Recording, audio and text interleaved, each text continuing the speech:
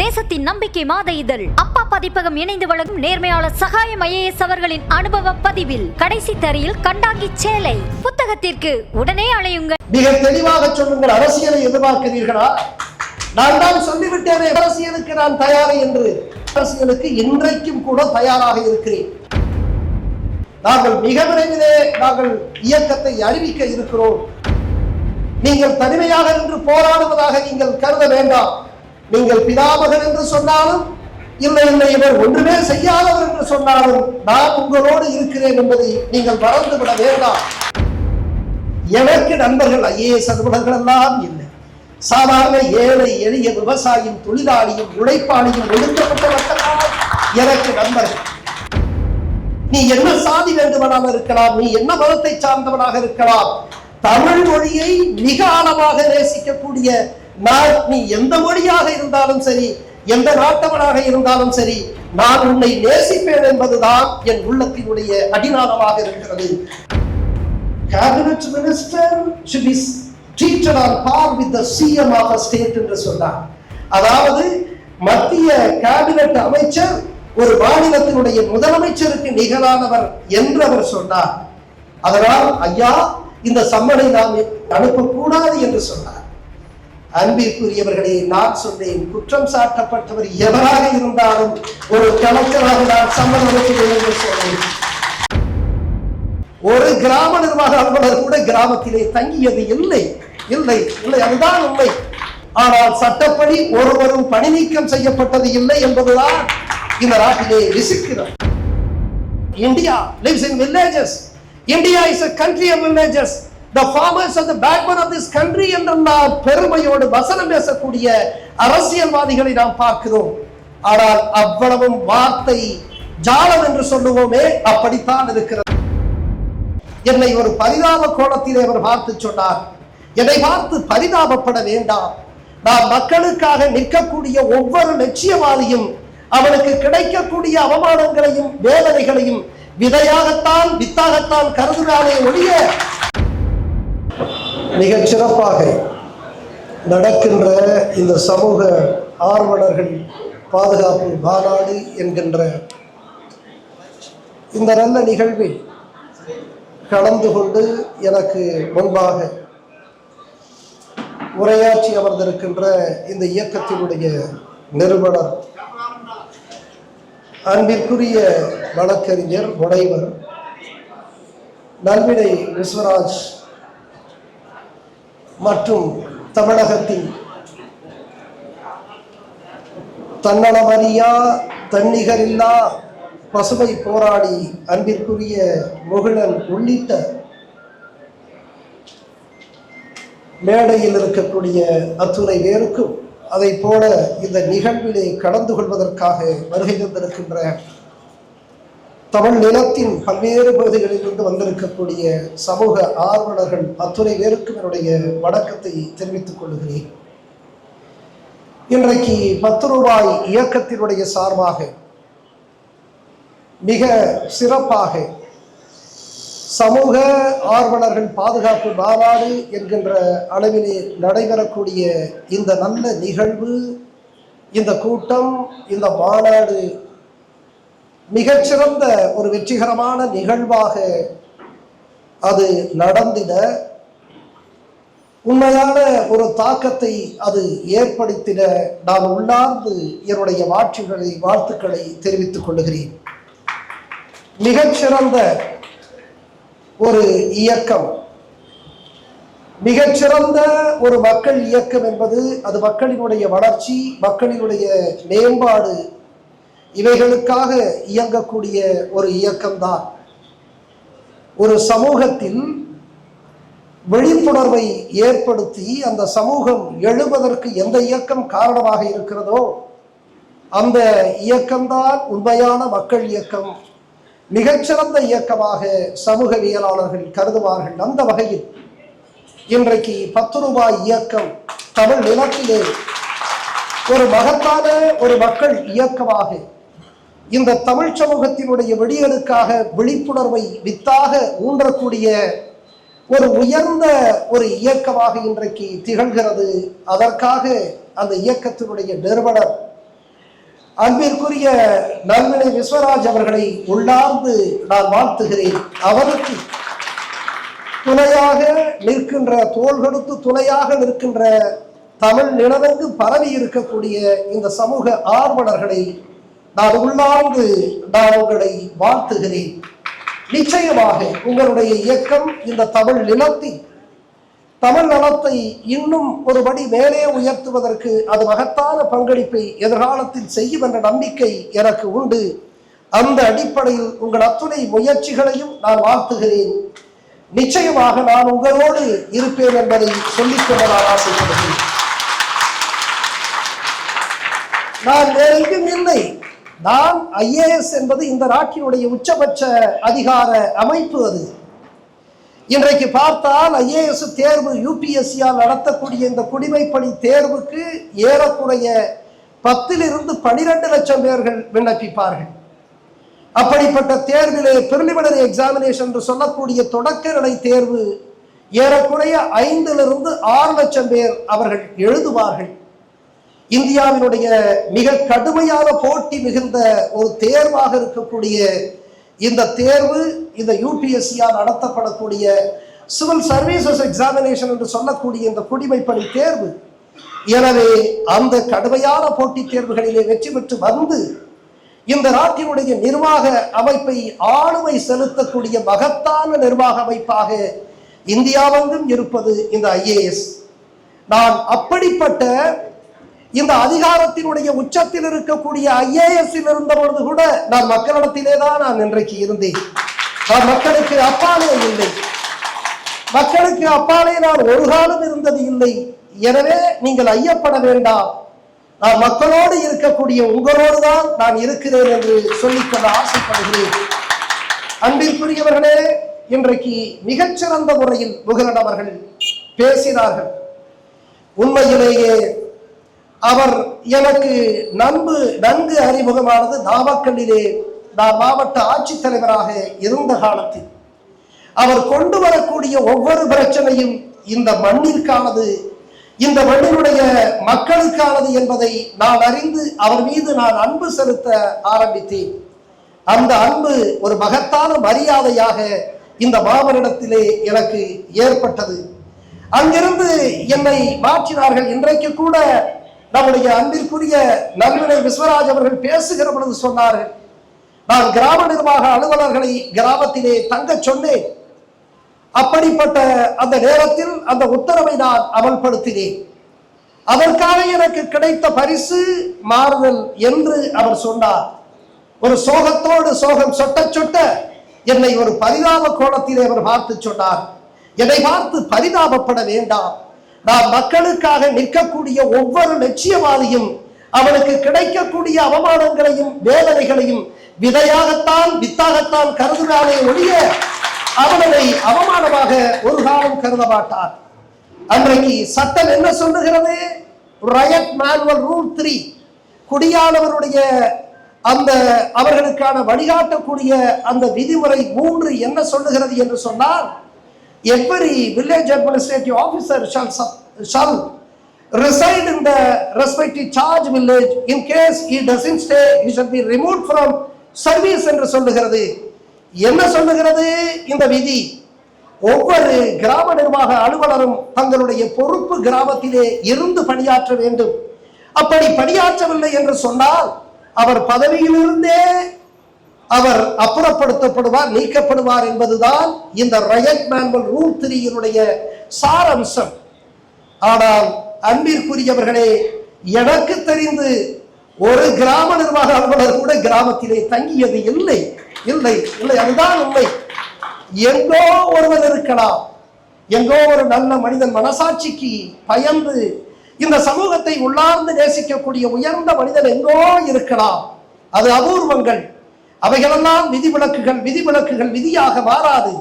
ஒருவரும் தங்கியது இல்லை. ஆனால் சட்டப்படி ஒருவரும் பணி நீக்கம் செய்யப்பட்டது இல்லை என்பதுதான் இந்த நாட்டிலே விசிக்கிறோம். என்ன சொல்கிறோம்? இந்தியா கிராமங்களினுடைய தேசம் என்று சொல்லுகிறோம். இந்த கிராமத்திலே வாழக்கூடிய விவசாய பெருமக்கள் இந்த நாட்டினுடைய முதுகெலும்பு என்று சொல்லுகிறோம். India lives in villages.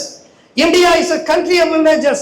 the farmers are the backbone of this country என்றெல்லாம் பெருமையோடு வசனம் பேசக்கூடிய அரசியல்வாதிகளை நாம் பார்க்கிறோம். ஆனால் அவ்வளவும் வார்த்தை ஜாலம் என்று சொல்லுவோமே, அப்படித்தான் இருக்கிறது. எந்த விவசாயி இந்த நாட்டினுடைய முதுகெலும்பாக விளங்குகிறானோ, எந்த கிராமங்கள் இந்த நாட்டினுடைய ஜீவனாக உயிர்நாடியாக இருக்கிறதோ, அந்த கிராமங்களில் இந்த அரசாட்சியினுடைய அடையாளம் கொஞ்சம் கூட இல்லை. அதற்காகத்தான் நான் இந்த சட்டத்தை அமல்படுத்த அன்றைக்கு நான் எத்தனித்தேன்.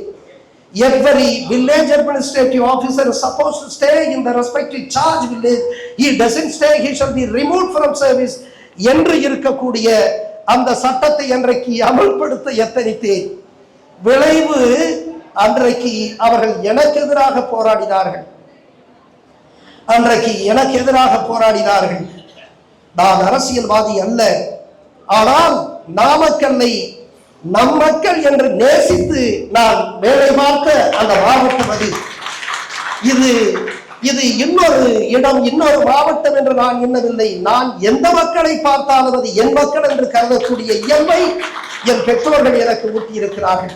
நீ என்ன சாதி வேண்டுமானாலும் இருக்கலாம், நீ என்ன மதத்தை சார்ந்தவனாக இருக்கலாம், தமிழ் மொழியை மிக ஆழமாக நேசிக்கக்கூடிய நான், நீ எந்த மொழியாக இருந்தாலும் சரி, எந்த நாட்டவனாக இருந்தாலும் சரி, நான் உன்னை நேசிப்பேன் என்பதுதான் என் உள்ளத்தினுடைய அடிநாதமாக இருக்கிறது.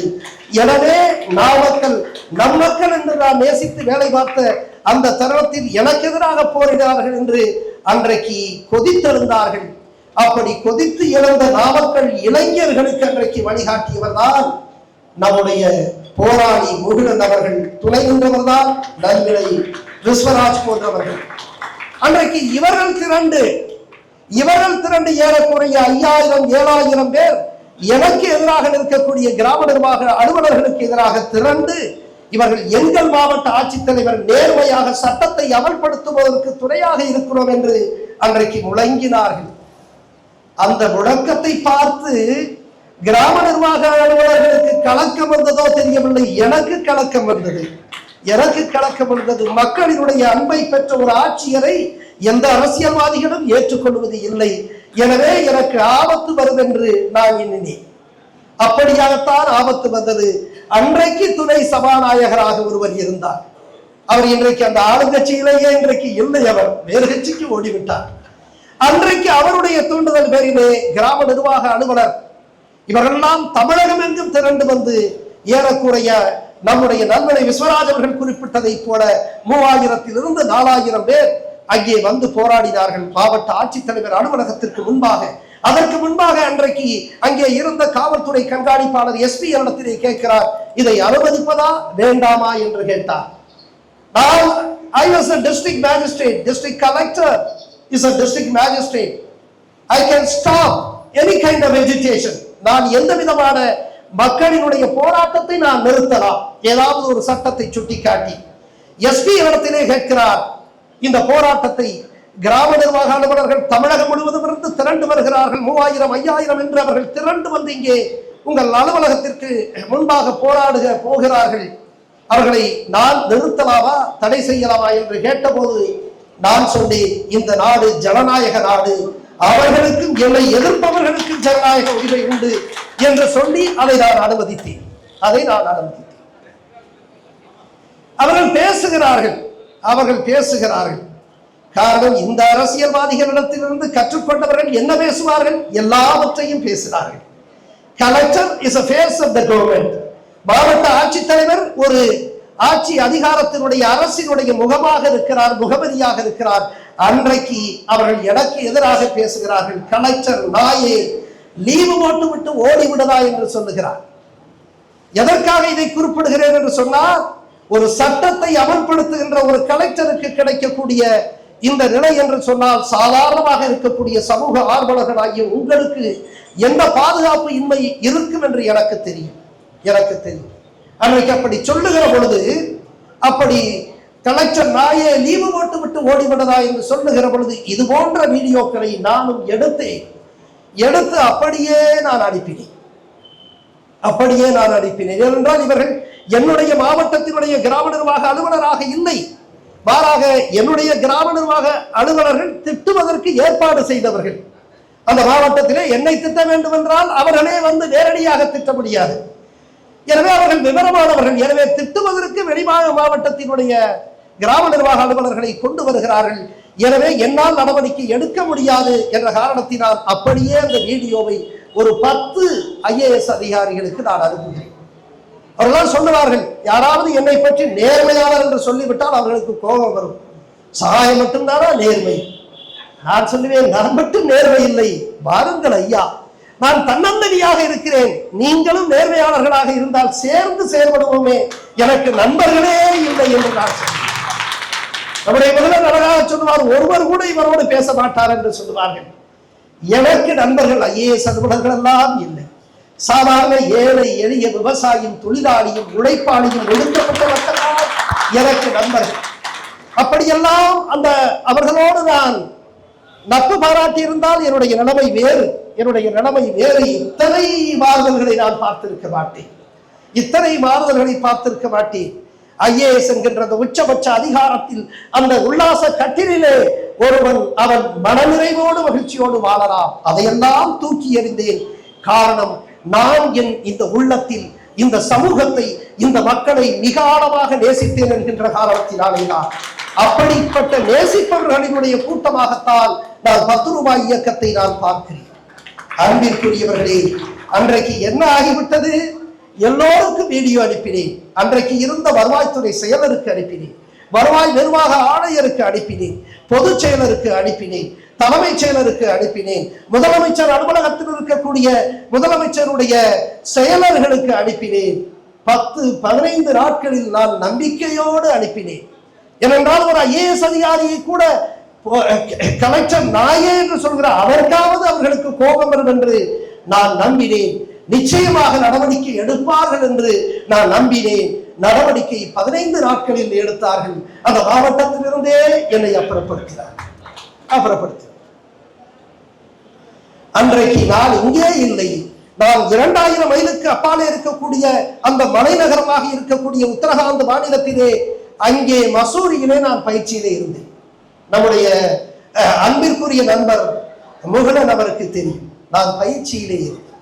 உடனே வர முடியாது. 54 நாள் பயிற்சி. 4 நாளிலே நான் சென்ற போது, நான் நாமக்கலிலே இருந்தால், நான் அந்த காலகட்டத்தில் மாறுதல் செய்தால் அதனுடைய தாக்கமே வேறு என்பதற்காக நான் 2000 மைலுக்கு அப்பாலே பயிற்சிக்கு சென்ற போது வணக்கமாக ஒரு IAS அதிகாரியை மாற்றுவது இல்லை. அன்றைக்கு மாற்றினார்கள். அடுத்த நாள் காலையில் இந்த மாறுதலை வன்மையாக கண்டிக்கிறோம் என்று நாமக்கல் நகர் முழுவதும் போஸ்டர், அந்த சுவரட்டி ஒட்டப்பட்டிருந்தது. ஆயிரக்கணக்கானவர்கள் திரண்டார்கள். அதற்கு அடித்தளமாக இருந்த ஒரு போராளி யார் தெரியுமா? அவர்தான் நம்முடைய அன்பிற்குரிய முகுலன் அவர்கள். அன்பிற்குரிய முகுலன் நிகரற்ற இந்த நிலத்தை காப்பதற்காக அவரே தாக்குதலுக்கு உள்ளாகி இருக்கக்கூடிய அளவுக்கு அந்த மகத்தான போராளியாக விளங்குபவர். என்னை தமிழ் சமூகத்தினுடைய சொத்து என்று சொன்னார். நான் சொல்லுகிறேன், தமிழ் சமூகத்தினுடைய நிகரற்ற விலைமதிப்பற்ற சொத்தாக அன்பிற்குரிய முகுலன் இருக்கிறார் என்பதை சொல்லிக்கொள்ள ஆசை. அவரே சொன்னார், நான் மாவட்ட ஆட்சித்தலைவராக இருந்த பொழுது அன்றைக்கு மதுரை மாவட்டத்தினுடைய மகத்தான ஆளுமையாக விளங்கிய அந்த பெருமகனார், அவருக்கு எதிராக ஒரு சாதாரண எளிய விவசாயி அவர் கொண்டு வந்து என்னிடத்திலே மனுவை கொடுக்கிறார். விவசாயி, ஊருக்கே உணவிடுபவன், நானும் ஒரு எளிய விவசாயியுடைய மகன் என்கின்ற காரணத்தினால் உணர்வு பூர்வமாக அப்படியே நான் என்னோடு அந்த உணர்வின் பிணைப்பால் நான் பார்ப்பேன். அப்படி மனு கொடுத்தார்கள். மனு கொடுத்தால் அங்கே இருப்பவர் அந்த மனுவிலே அவரால் குற்றம் சாட்டப்பட்டவர் யார் தெரியுமா? அவர் மத்திய கேபினட் அமைச்சர், கேபினட் மினிஸ்டர். அப்படிப்பட்டவர். உடனே நான் அங்கே என்னுடைய அலுவலகத்திலே கூப்பிட்டு, டெப்டி கலெக்டர் துணை ஆட்சியரை கூப்பிட்டு, இவருக்கு இதிலே குற்றம் சாட்டப்பட்டவருக்கு சம்மன் அனுப்புங்கள் என்று சொன்னேன். சார் அப்படின்னா, சார் இவர் நம்ம MP சார், இவர் cabinet minister sir, cabinet minister should be treated on par with the CM of a state என்று சொன்னார். அதாவது மத்திய கேபினட் அமைச்சர் ஒரு மாநிலத்தினுடைய முதலமைச்சருக்கு நிகரானவர் என்று அவர் சொன்னார். அதனால் ஐயா, இந்த சம்மனை நாம் அனுப்ப வேண்டும் என்று, அனுப்பக்கூடாது என்று சொன்னார். அன்பிற்குரியவர்களே, நான் சொன்னேன், குற்றம் சாட்டப்பட்டவர் எவராக இருந்தாலும் ஒரு கலெக்டராக நான் சம்மதம் என்று சொன்னேன். எனக்கு தெரிந்து இதை பெருமைக்காக சொல்லவில்லை. தமிழகத்தினுடைய வரலாற்றில் ஒரு 40 ஆண்டு கால வரலாற்றில் ஒரு மத்திய அமைச்சருக்கே அந்த சம்மன் அனுப்பக்கூடிய ஒரு நிலை அந்த மதுரை மாவட்டத்தில் அன்றைக்கு ஏற்பட்டது. காரணம், அன்றைக்கு நாங்கள் நிகரற்ற நேர்மையாளர்களாக இந்த நிலத்தை நேசிப்பவர்களாக இருந்தோம். இன்றைக்கும் எங்களுடைய நிகரற்ற நேர்மை ஒரு துளியும் குறையவில்லை. இந்த நேசிப்பும் தொடர்கிறது. என்ன செய்யலாம் என்றுதான் யோசித்துக் கொண்டிருக்கிறோம். அன்பிற்குரியவர்களே, உங்களுடைய பாதுகாப்பு அது என்னுடைய பாதுகாப்பு. நான் கோழை அல்ல, அஞ்சுகின்ற கோழை அல்ல. இது போன்ற அயோக்கியர்களுக்கு அஞ்சுகின்ற கோழை அல்ல.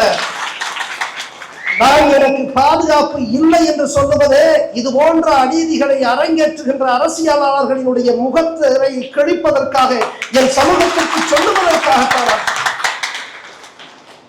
எனக்கு அந்த கோழைத்தனம் அஞ்சாது வருவதில்லை. இதுதான் இந்த சமூகத்திற்காக, என் தமிழ் இடத்திற்காக நின்றதற்காக இதுதான் பரிசு என்று சொன்னால் அந்த பரிசையும் நான் சந்திப்பதற்கு தயாராக இருக்கிறேன். அன்பிற்குரியவர்களே, ஆனாலும் இது குறித்து நான் பேசுவதற்கு காரணம், என் சமூகம் இன்றைக்கு விழிப்புணர்வு இல்லாமல் இருக்கிறது. அது போதையில் இருக்கிறது. டாஸ்மாக் போதை அதுக்கு அதிகமாக இருக்கிறது. சாதி போதை இன்னும் அதிகமாக இருக்கிறது. மத போதை இப்பொழுது வடக்கே இருந்து வருவதிலும் எங்கள் தமிழர்கள் மயங்கி கிடக்கிறார்கள். எனவே டாஸ்மாக் போதையில் தொடங்கி சாதி போதை, மத போதை, சினிமா போதை, ஊழல் போதை, எல்லா போதைகளிலும் என் தமிழர்கள் இருக்கிறார்கள். எனவே எனக்கு மகத்தான பொறுப்பு இருக்கிறது. நான் என் தமிழ் நிலத்தை, என் தமிழ் மக்களை, என் தமிழ் மரபு மொழியை நிகரற்று நேசிப்பவன் தான். அதனால்தான் IAS நான் 1988 இந்த UPSC-யால் நடத்தப்படக்கூடிய இந்த தேர்வு, இந்த தேர்வை சந்திக்கக்கூடிய நிலையிலே உங்களுக்கு தெரியும், preliminary examination, main examination, personality test என்று 3 கட்ட நிலை இருக்கிறது. அந்த 3 கட்ட நிலையில் நாங்கள் 50 பேர் பயிற்சி பெற்றோம். 50 பேர். நான் அன்றைக்கு சட்டக்கல்லூரி மாணவனாக இருந்தேன். 50 பேர் பயிற்சி பெற்று நாங்கள் அண்ணா நகரில் இருக்கக்கூடிய தமிழக அரசினுடைய அந்த பயிற்சி மையத்தில் பயிற்சி பெற்று 50 பேரில் அன்றைக்கு 3 பேர் தான் பிரிலிமினரி எக்ஸாமினேஷனிலே தேர்ச்சி பெற்றோம். அந்த 3 பேரில் நான் ஒருவர். அதற்கு பிறகு மெயின் எக்ஸாமினேஷன் முக்கிய தேர்விலே 2 பேர் தேர்ச்சி பெற்றோம். அந்த 2 பேரிலே நானும் ஒருவர். டெல்லி பட்டணத்தை முதல் முறையாக பார்க்கிற பொழுது அங்கே நேர்முக தேர்வுக்கு நாங்கள் செல்லுகிறோம். என்னுடைய நண்பரும் வருகிறார். செல்லுகிறோம். அங்கே சென்று கேட்ட பொழுது அவர்கள் பல கேள்விகளை கேட்ட ஒரு கேள்வி, tell me which language that can be made as the official language of government of India என்று கேட்கிறார். இந்தியாவுடைய ஆட்சி மொழியாக எதை வைத்துக் கொள்ளலாம் என்று என்னிடத்திலே கேட்கிறார். நான் ஒரு 25 வயது இளைஞன், ஒரு எளிய விவசாயி. புதுக்கோட்டை மாவட்டத்தில் ஒரு சாதாரண குக்கிராமம் பெருஞ்சுரை என்ற கிராமத்தில் ஒரு எளிய விவசாயினுடைய கடைசி மகளாக கனவுகளோடு சென்னைக்கு புறப்பட்டு நாம் இங்கே வந்து முதல் முறையாக டெல்லி பட்டணத்திலே பார்த்து UPSC-னுடைய வளாகத்தில் நுழைகின்ற பொழுது அவன் கேட்கின்ற கேள்வி இக்கட்டான ஒரு கேள்வியாக இருக்கிறது. Tell me which language that can be made as the official language of government of India என்று கேட்டபோது அப்படியே கொஞ்சம் கூட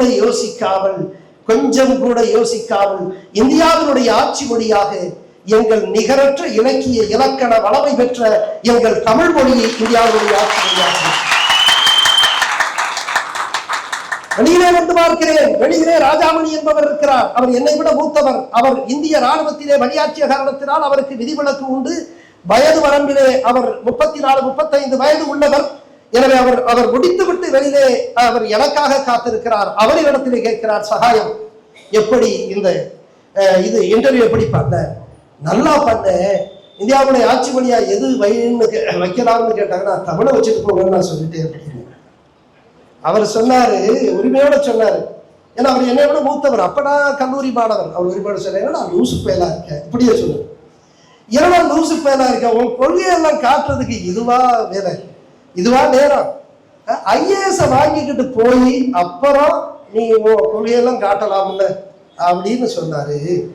அப்ப நான் சொன்னேன், அப்படியெல்லாம் காட்ட முடியாது, அதுக்கெல்லாம் ஒரு வளர்ப்பு வேணும். கொள்கையெல்லாம் இப்பவே இருந்தா தான் அப்பவும் நம்ம காட்ட முடியும். அப்படிப்பட்ட ஒரு சூழலில் அப்படிப்பட்ட ஒரு சூழல், ஒருவேளை குறிப்பு வச்சிருக்காங்க, நேரத்துக்காக குறிப்பு வச்சு எல்லாம் இருந்துச்சு. அப்படிப்பட்ட ஒரு சூழலில் நான் சொன்னேன், இங்க பாருங்க, ஐஏஎஸ்ஆ தமிழா அப்படின்னு ஒரு கேள்வியை கேட்டா, உங்க ஐஏஎஸ் வேண்டாம், என் தமிழே எனக்கு போதும் என்று சொல்லுங்க. அன்புக்குரியவர்களே, தமிழை, தமிழ்நாட்டை நான் நேசிக்கிறேன், அதற்காக மொழிபெரியன் அல்ல. கன்னடத்தை நேசிப்பவர்களும் என் சகோதரர்கள், தெலுங்கை நேசிப்பவர்களும் என் சகோதரர்கள், உருதை நேசிப்பவர்களும் என் சகோதரர்கள். நான் என் தாய்மொழியை நேசிப்பதை போல அவரவர் தாய்மொழியை நேசிப்பதற்கு அவரவருக்கு உரிமை இருக்கிறது. நாங்கள் சொல்லுவது என்னவென்றால், எங்கள் தாய்மொழியை நேசிப்பதற்கு இருக்கிற உரிமையை வடவனே அதை நீ அங்கீகரிக்க வேண்டும் என்பதுதான் எங்களுடைய இந்த கருத்து. எனவே நான் எதற்காக சொல்லுகிறேன் என்று சொன்னால், இன்றைக்கு என்னை பணிமாறுதல் செய்த அந்த சூழல், அதை போல இன்றைக்கு தமிழ்நாட்டில் நம்முடைய சமூக பாதுகாவலர், சமூக ஆர்வலர்களுக்கு பாதுகாப்பில்லாத ஒரு நிலை இருக்கிறதை நான் உணர்கிறேன். இன்றைக்கு புகைப்படங்களாக இருக்கக்கூடிய இந்த சமூக ஆர்வலர்கள், இந்த சமூக பாதுகாவலர்கள், இவர்கள் அத்துணை பேருக்கும் நான் வீர அஞ்சலி செலுத்துகிறேன். எதிர்காலத்தில் இன்றைக்கு நம்முடைய அன்பிற்குரிய நண்பனை விஸ்வராஜ் அவர்கள் சொன்னதை போல, எதிர்காலத்தில் இன்னொருவருடைய புகைப்படம் இதில் சேர வேண்டாம். நிச்சயமாக அதற்கு நாம் திட்டமிட வேண்டும். நாம் இதற்கெல்லாம் ஊழலில்லாத ஒரு தமிழ்நாட்டை, ஊழலில்லாத ஒரு இந்தியாவை உருவாக்க வேண்டும் என்று சொன்னால், அதற்கு அடித்தளமாக இருப்பது ஒன்றே ஒன்றுதான், மக்களுடைய விழிப்புணர்வு தான். மக்களுடைய விழிப்புணர்வில் தான் ஒரு விடியல் உருவாகும் என்று நம்புகிறேன். ஆபிரகாம் லிங்கன் சொல்லுவதை போல, இந்த அரசியலாளர்கள் இன்றைக்கு ஊழலிலே நிரம்பி இருக்கக்கூடிய இந்த சமூக விரோதிகளுக்கு நான் சொல்லுகிறேன், ஆபிரகாம் லிங்கன் சொல்லுவார், you can fool some of the people most of the time and most of the people some of the time, but you can't fool all the people all the time என்று சொல்லுவார். அதாவது அதனுடைய பொருள் என்ன தெரியுமா?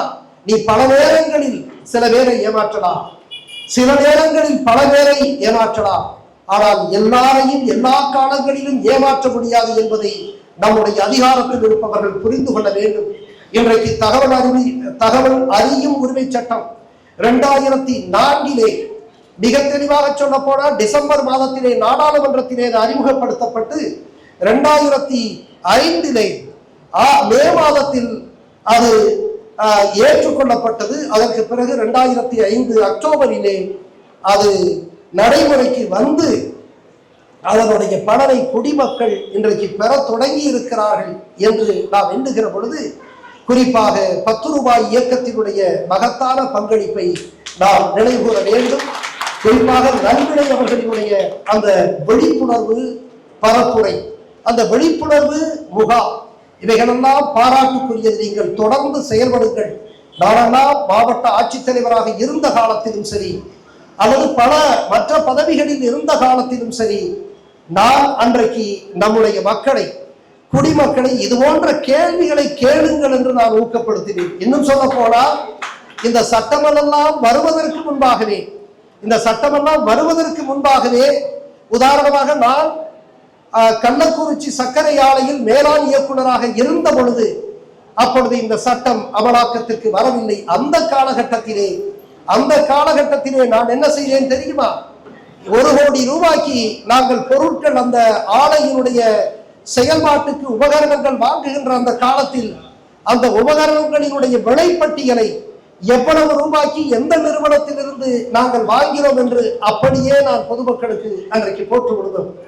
எதற்காக சொல்லுகிறேன் என்று சொன்னால், அப்படிப்பட்ட ஒளிவு மறைவற்ற அந்த நிர்வாகத்தை உருவாக்குவதுதான் தகவல் அறியும் உரிமை சட்டத்தினுடைய அந்த நோக்கம். எனவே இன்றைக்கு இந்த ஊழலை குறைப்பதற்காக கொண்டு வந்த இந்த சட்டத்தை மிகச்சரியாக நீங்கள் பயன்படுத்துங்கள். அப்படி பயன்படுத்துகிற பொழுது எதிர்கொள்ளுகின்ற இந்த இடர்களை எப்படி நாம் எதிர்கொள்ள வேண்டும் என்று நாம் திட்டமிட வேண்டும். இன்றைக்கு நல்வினை சொன்னதை போல ஒன்றை நான் உணர்கிறேன், நம்மிடத்திலே ஒற்றுமை இல்லை. திருடர்களிடத்திலே இருக்கக்கூடிய ஒற்றுமை நேர்மையாளர்களிடத்திலே இல்லை என்பதுதான் உண்மை. நேர்மையாளர்கள் ஒவ்வொருவருமே தங்களை பெரிதாக கருதி கொள்ளுகிறார்கள். ஆனால் திருடர்கள் அவர்கள் தங்களுடைய வலிமை எது, பலகீனம் எது என்று அறிந்து அவர்கள் மிக ஒற்றுமையாக இருக்கிறார்கள். எனவே நேர்மையாளர்களிடத்தில், இந்த சமூகத்தை நேசிப்பவர்களிடத்தில், இது போன்ற சமூக ஆர்வலர்களிடத்திலே முதலிலே ஒற்றுமையை ஏற்படுத்துவோம். இன்றைக்கு கூட நம்முடைய நல்வினை அவர்கள் குறிப்பிட்டதை போல உங்களிடத்திலிருந்து எதிர்பார்க்கிறோம் என்று சொல்லுகிறார்கள். எதை எதிர்பார்க்கிறீர்கள்? மிக தெளிவாக சொல்லுங்கள். அரசியலை எதிர்பார்க்கிறீர்களா? நான் தான் சொல்லிவிட்டேனே, மக்கள் அரசியலுக்கு நான் தயார் என்று. வாக்கு அரசியலை பற்றி நாம் விவாதம் நடத்துவோம். அதில் ஏகப்பட்ட சிக்கல் இருக்கிறது. நான் மக்கள் அரசியலுக்கு இன்றைக்கும் கூட தயாராக இருக்கிறேன். நாங்கள் மிக விரைவிலே நாங்கள் இயக்கத்தை அறிவிக்க இருக்கிறோம். மக்கள் அரசியல் அது கோட்பாடு அரசியல், அது இயக்க அரசியல். வாக்கு அரசியல் வளர்ந்ததற்கு பிறகு நாம் யோசித்து பார்ப்போம் என்று நான் சொல்லுகிறேன். எனவே நல்வினை அவர்கள், நீங்கள் தனிமையாக நின்று போராடுவதாக நீங்கள் கருத வேண்டாம். நீங்கள் பிதாமகன் என்று சொன்னாலும், இல்லை இவர் ஒன்றுமே செய்யாதவர் என்று சொன்னாலும் நான் உங்களோடு இருக்கிறேன் என்பதை நீங்கள் மறந்துவிட வேண்டாம். எனவே அன்பிற்குரியவர்களே, நம்முடைய மக்களிடத்தில் விழிப்புணர்வு ஏற்படுத்த வேண்டும். புத்தன் ஒரு அரசனுடைய மகனாக பிறக்கிறான். புத்தன் அந்த ஆடம்பரம் மிகுந்த அரமனையிலே வாழ்கிறான். வாழ்ந்து நீண்ட காலம் கழித்தவன் வெளியிலே வந்து சமூகத்தை பார்க்கிறான். அந்த சமூகத்தை பார்க்கின்ற அந்த 3 காட்சி அவனை பாதிப்பு ஏற்படுத்துகிறது. ஒன்று வயதான அந்த முதுமை, இரண்டாவது நோய்வாய்ப்பட்டிருத்தல், மூன்றாவது இறந்து போன ஒரு மனிதன். இந்த 3 காட்சியையுமே பார்க்கின்ற இந்த புத்தனுக்கு ஏன் எதற்காக இந்த துன்பம் நடக்கிறது என்று அவன் சிந்திக்கிறான். அந்த சிந்தனையினுடைய விளைவுதான் அவனுக்கு ஞானம் பிறக்கிறது. ஆனால் இந்த முதுமையோ அல்லது உடல்நலை குறைவோ அல்லது இறப்போ இயற்கையாக வருவது நாம் யாருமே தவிர்க்க முடியாதது. அது யாரும் மனிதர்கள் உருவாக்குவது அல்ல, அது இயற்கையானது. ஆனால் இயற்கையாக வருவதற்கு கூட காரணத்தை கண்டறிவதற்காக புத்தன் யோசிக்கிறான், சிந்திக்கிறான், விளைவாக ஞானம் பெறுகிறான். ஆனால் இயற்கையாக வருவது அல்ல. ஊழல், லஞ்சல், இது போன்ற பாதுகாப்பு இன்மை, இயற்கை வள சூறையாடலாம் இயற்கையாக நடத்துவதல்ல, அதெல்லாம் மனிதர்கள் நடத்துவது. அதுவும் நாம் அதிகாரத்தை கொடுத்த மனிதர்கள், நம்மிடத்திலிருந்தே அதிகாரத்தை பெற்றவர்கள் நடத்துகிறார்கள். ஆனால் புத்தன் இயற்கையாக வருவதற்கே சிந்தித்தான் இது என்ன காரணம் என்று. ஆனால் மனிதர்களை உருவாக்குகின்ற இந்த அவலங்களுக்கு என்ன காரணம் என்று தமிழர்கள் சிந்திப்பது இல்லை. அவர்கள் சிந்திக்க தொடங்கினால் இந்த நாட்டில் புரட்சி வரும் என்பதுதான் உண்மை. எனவே அன்பிற்குரியவர்களே, நிச்சயமாக நான் உங்களோடு இருக்கிறேன். இன்றைக்கு கூட நம்முடைய அன்பிற்குரிய முகிலன் குறிப்பிட்டதை போல நம்முடைய மதுரை மாவட்டத்தில் பஞ்சமிகள மீட்புக்காக போராடிய அந்த முத்துராஜா இன்றைக்கு வெட்டப்பட்டு கையிழந்து நிற்கிறார். அதை போல அங்கே கனிம வளங்களை பாதுகாப்பதற்காக போராடிய ஞானசேகரன் தாக்கப்பட்டிருக்கிறார். இன்றைக்கு அவர்களுக்கெல்லாம் நாம் என்ன நீதியை பெற்றுக் கொடுக்க போகிறோம் என்று நாம் நிச்சயம் சிந்திப்போம். அந்த வகையில் சிந்திக்கக்கூடிய இளைஞர்களின், சிந்திக்கக்கூடிய சமூக ஆர்வலர்களினுடைய ஒரு தொகுப்பாக, சமூகம் என்பதே society is a web of social relation என்று மெக்கவர் சொல்லுவார். சொசைட்டியை ஒரு வலைப்பின்னலாக, நம்முடைய உறவுகளினுடைய வலைப்பின்னலாக சமூகவியலாளர்கள் சொல்லுகிறார்கள். Man is a social animal என்று அரிஸ்டாட்டில் சொல்லுகிறார். நாம் சமூகம் சார்ந்து வாழ்கிறோம். எனவே சமூகம் சார்ந்து வாழ்கிற பொழுது நாம் உருவாக்குகின்ற அரசுகளெல்லாம் இந்த சமூகத்தினுடைய ஏற்பாடுதான். எனவே அரசு தவறு செய்தால் இந்த சமூகம் கேட்பதற்கான அதிகாரம் முழுமையாக பெற்றிருக்கிறது. நிச்சயமாக நாம் கேட்போம். எதிர்காலத்தில் இது போன்ற சமூக ஆர்வலர்களுக்கு பாதுகாப்பு இல்லாத சூழ்நிலையை நாம் மாற்றுவோம். ஒரு மனிதன் கூட இந்த படத்தில் இன்னொரு கூடுதலாக செயற்கையாக வந்துவிடக் கூடாது என்பதிலே நாம் உறுதியாக இருப்பதற்கு ஒன்றே ஒன்று தேவை, அதுதான் விழிப்புணர்வு. நான் மிக ஆழமாக யோசிக்கிறேன். உயர்ந்த சமூகம் என்னுடைய சமூகம், அதை இனமாக கூட கொள்ளலாம். இனம், தமிழ் இனம் ஒரு உயர்ந்த இனம். அந்த இனம் இன்றைக்கு தாழ்மையாக இருக்கிறது. லஞ்சவாதிகளிடத்தில், ஊழல்வாதிகளிடத்தில், இயற்கை வளங்களை சூறையாடுகின்றவர்களிடத்தில், மக்களை, சமூகத்தை சாதி மத அடிப்படையில் பிரிக்கின்ற பிரிவினைவாதங்களிடத்தில் இன்றைக்கு அடிமைப்பட்டு கிடக்கிறது. இந்த அடிமையிலிருந்து விடுதலை பெறுவதற்கு இந்த சமூகத்திற்கு தேவை விழிப்புணர்வு. அந்த விழிப்புணர்வை பரப்புவதற்கு இன்றைக்கு 10 ரூபாய் இயக்கம் நிச்சயமாக அடிகோடும். அதற்கு நான் துணையாக இருப்பேன். ஒன்றை மட்டும் இறுதியாக சொல்லுகிறேன். போதிமர புத்தரிடத்திலே ஒரு இளைஞன் போய் கேட்டார், ஒரு துளி நீர் என்றும் உணராமல் காய்ந்து போகாமல் இருப்பதற்கு புத்த பெருமானே என்ன வழி என்று ஒரு இளைஞன் போய் புத்த பெருமானிடத்திலே கேட்டார். புத்த பெருமான் புன்னகையோடு பார்த்து சொன்னார், ஒரு துளி நீர் என்றும் உணராமல் இருப்பதற்கு அது கடலோடு கலந்து விட வேண்டும், அது சமுத்திரத்தோடு சங்கமித்திட வேண்டும் என்று சொன்னார். அன்பிற்குரியவர்களே, துளி துளியாக சமூக ஆர்வம் கொண்டிருக்கக்கூடிய சமூக ஆர்வலர்களே, இந்த நிலமெங்கும் தமிழ் நிலமெங்கும் தளராது நிரம்பி இருக்கக்கூடிய சமூக ஆர்வலர்களே, உங்களுடைய ஆர்வம், உங்களுடைய சமூக பற்று, இந்த சமூகத்திற்காக உங்களுடைய எழுச்சி மிகுந்த எண்ணமெல்லாம் மறைந்து போகாமல் எழுச்சியாக வர வேண்டும் என்று சொன்னால் நீங்கள் கடலோடு கலந்து விட வேண்டும், சமூகத்தோடு சங்கமிக்க வேண்டும். 10 ரூபாய் இயக்கம் போன்ற மகத்தான இயக்கங்களோடு சங்கமிங்கள். சரித்திர புரட்சிகளை நம்மால் உருவாக்க முடியும் என்று நான் நம்புகிறேன். நிச்சயமாக சொல்கிறேன் நர்மணி விஸ்வராஜ், நாங்களெல்லாம் கோடைகள் அல்ல, நாங்கள் ஒரு புதிய பயணத்திற்கு தயாராக இருக்கின்றோம். மகத்தான மாற்றங்களை உருவாக்குவதற்கு அடித்தளமாக இன்றைக்கு மகத்தான போராளியாக இருக்கக்கூடிய முகடன் போன்றதெல்லாம் அடையாளப்படுத்தப்பட வேண்டும் என்று சொல்லி இந்த வாய்ப்புக்கு நன்றி கூறி உரை முடிக்கிறேன். வணக்கம்.